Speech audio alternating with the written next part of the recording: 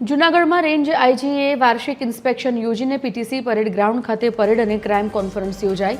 પોલીસની ઉત્કૃષ્ટ કામગીરીને બિરદાવવામાં આવી. જિલ્લાના ગુનાઓની સંખ્યામાં ઘટાડો નોંધાયો હતો.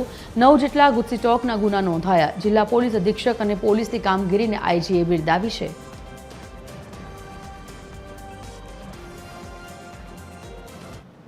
હેડક્વાર્ટર ખાતે પરેડનું આયોજન કરવામાં આવેલ.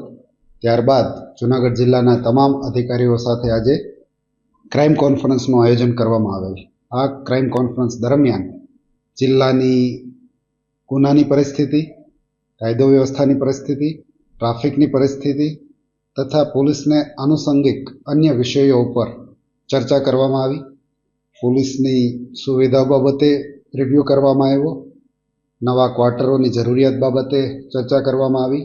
નવા પોલીસ સ્ટેશનો શરૂ કરવા માટેની જરૂરિયાત બાબતે ચર્ચાઓ કરવામાં આવી.